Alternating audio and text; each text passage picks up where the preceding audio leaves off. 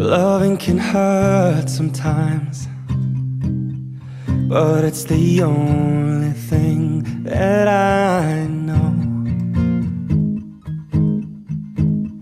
En la Casa de la Cultura del Gobierno de la Provincia de Córdoba, hoy se inaugura una muestra más que interesante. Estamos con Natalia García y su muestra Infancia Diversa. Natalia, felicitaciones, me imagino que mucha emoción y muy contenta sobre todo. Sí, muy emocionada, la verdad que ha sido un proceso muy movilizador, así que bueno, un poco viendo y empezando a disfrutar hoy el momento. Natalia, en todo caso, ¿cómo surge el tema de la muestra?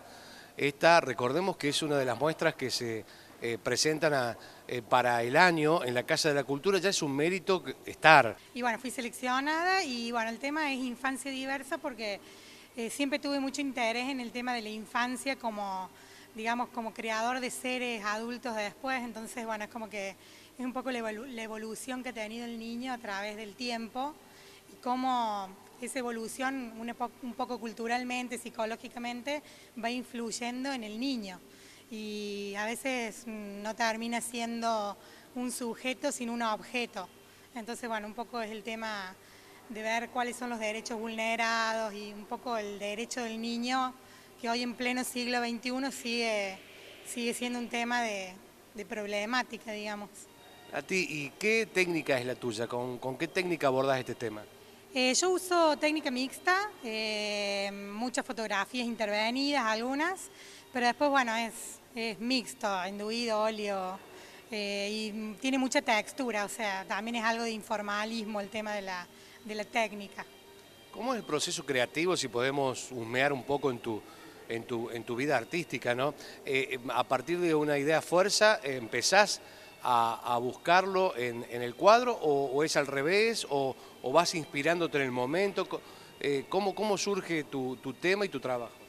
Sí, yo tengo un proceso que es prácticamente asociación libre, o sea, a medida tengo un tema, obviamente, largo con ese tema, que sabía que era infancia, bueno, voy buscando, investigando, pero después es lo que va surgiendo, digamos, en el momento, o sea, es lo que uno tiene que va, y a veces tenés una idea y bueno, acá hay mucha temática que es la trata, el abuso de niños, los niños desaparecidos, el proceso, o sea, tiene todo que ver con la infancia, con las identidades, bueno, entonces, bueno, es como toda una recopilación de cosas que, bueno, después se plasman en la obra, digamos. Vemos que algunas tipos series están como engamadas, es a propósito, obviamente. Sí. Hay un par que es como una línea, que son varias obras que están juntas, que es la idea como del tiempo y cómo se ha ido gestando todo el niño a través del tiempo.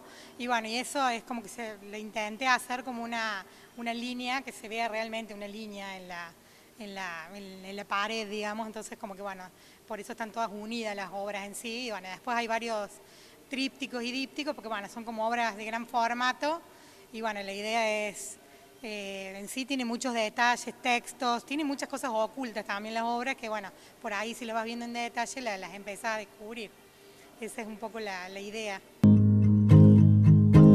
We keep this love in a photograph. We made these memories for ourselves, where our eyes are never closing, hearts are never broken, time's forever frozen still. Otra de las muestras que se inaugura hoy en la Casa de la Cultura del Gobierno de la Provincia de Córdoba es una muy particular de Alan Quevedo, que está con nosotros. Alan, felicitaciones, bienvenido. Gracias por estar acá en la muestra y venir a visitarnos. Bueno, la verdad que es muy sugestivo tu trabajo, muy interesante, obviamente remite a la infancia, remite a los cuentos. ¿Cómo se pergeña el trabajo? ¿Cómo sentís la necesidad de manifestarte en esta muestra? Esta muestra empezó un proyecto de 2 años que empecé a trabajar con la idea de la imaginación de los cuentos nuestros clásicos, a ver qué es lo que quedó en el subconsciente. Y bueno, como la cuestión de la memoria siempre nos juega una doble trampa, entonces digo, bueno, a ver qué es lo que sucede con con la idea de los cuentos. Mirá qué interesante. Me imagino que el proceso de investigación, de abrevar en las fuentes, en esos datos que decís vos, es también interesante como la puesta en marcha y la puesta fáctica de la obra en sí, ¿no? Exactamente, sí, investigación de los cuentos clásicos, pero de los hermanos Grimm, pero de los originales, no las versiones, ¿viste?, que nos contaban, no, las versiones originales. Entonces, bueno, leer que eran medio tétricos en realidad los cuentos que nos contaban. Eso te iba a decir, porque uno recuerda de la infancia y de haber leído libros antiguos de cuentos, en cuanto a la iconografía, los dibujos, tenían cierta carga especial, ¿no? A veces asustaban más de los que entretenían, ¿no? ¿Con qué te encontraste? ¿Con qué mundo te encontraste? Con ese mundo que vos justamente estás planteando, y con el mundo más allá, en esta idea es jugar también con esa doble, esa doble intensidad de jugar con la imagen, bueno, con lo que recordaba y con la actualidad también, es decir, el pasado y el presente, que eso es lo que hago en este diálogo, en este cruce de imágenes. Y si tenemos que, no sé si definir, pero contar qué pasó en ese tiempo, en ese proceso, qué cosas cambiaron, qué cosas se ayornó, qué diferencia tiene un mundo y el otro, desde lo visual, desde lo artístico. De lo visual creo que cambió. No, yo creo que lo que no ha cambiado mucho. Creo que siempre el texto de la imagen sigue siendo, es decir, lo que uno siempre quiere decir. Eso es de cada uno, ¿viste? Bueno, el espectador, cada uno se va a hacer también la historia, por eso son como una especie de fragmento de cada cuento. Es decir, bueno, sacado, algunos serán Hansel y Gretel, otros será, qué sé yo, el cuento más mío favorito es Alicia en el País de las Maravillas.